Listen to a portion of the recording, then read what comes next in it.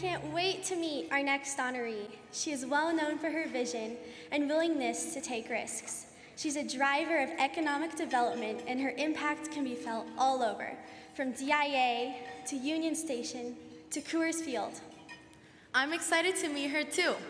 I know that she cares about kids and works hard to help students succeed, but she doesn't have to worry about me.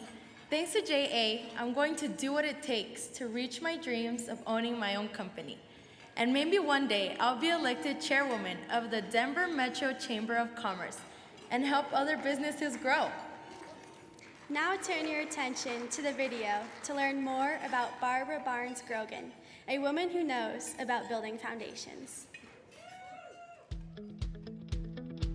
The passion, the energy, the initiative, all just bottled up in this brilliant, beautiful woman. My girl Barb is an absolute rock star. There's not a thing that she does that is not going to have brilliance attached to it. Her life is just this dream that's unfolded, that she never expected any of this. Armed with an orange pickup truck, Barbara Grogan took the contracting world by storm. But with all of her business success, it's her second act that truly fills her soul. Barbara Barnes Grogan was born in 1947 in St. Louis, Missouri. One of 5 children, she attended an all-girls Catholic school. Her first job was in the marketing department at Mountain Bell. I was raised in the time of Cinderella, and I went off and did my most important job I ever did or ever will do or ever continue to do, and that was be a mom. And then in 1982, my life sort of fell apart. Barb's marriage ended, leaving her a single, unemployed mother of 2. I had to do something. I started an industrial construction company on a dead-end, unpaved street across from a junkyard in 1982. She founded Western Industrial Contractors and grew the business into a nationally recognized firm. We worked all over the United States, in all 50 states. We worked in 300 airports, and my very favorite client of all, Manville. That was the job that put my company on the map, that gave us a Fortune 500 company that loved us.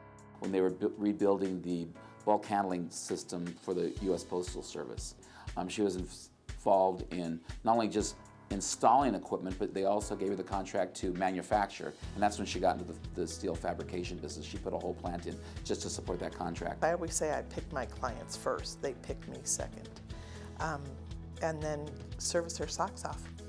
We did a great deal of work at DIA.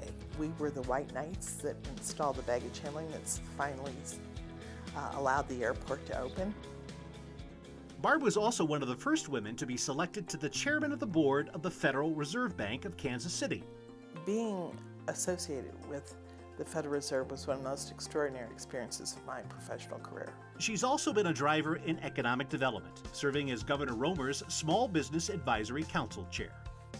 I remember particularly her zealousness in trying to create jobs, help us be healthy, but also to keep the state beautiful. She cared about the beauty of Colorado. And then she became the first woman chair of the Denver Chamber of Commerce. And she did a fabulous job. I mean, you talk about leadership.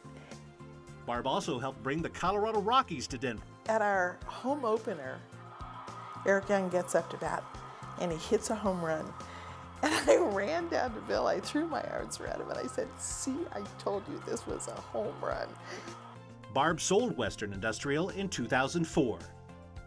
I never knew that they saved the best till last. I really feel like this chapter, I get to purely do my soul's work. Well, one of the projects that Barb's been involved with Volunteers of America that she brought a lot of energy and enthusiasm to was our Early Childhood Education Center. Barbara is passionate about making sure that every young person has the opportunity to get a good education, and she especially focuses on those students who, again, don't have much in the way of resources. They're low income, they come from communities of color, and they're often undocumented. I can't tell you the number of times that I think that the world's problems have been solved in her dining room over a glass of wine. She loves everybody and she wants to help everybody, and she's always cheerful, always upbeat, and always believes that the impossible is possible.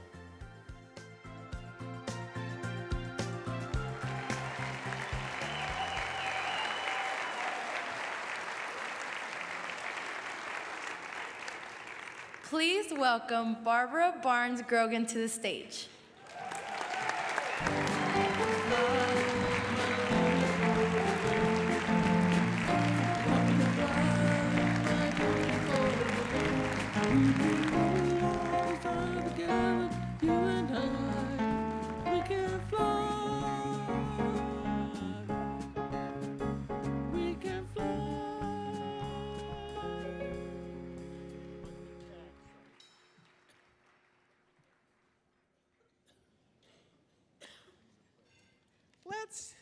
Let's hear it once again for these fabulous kids.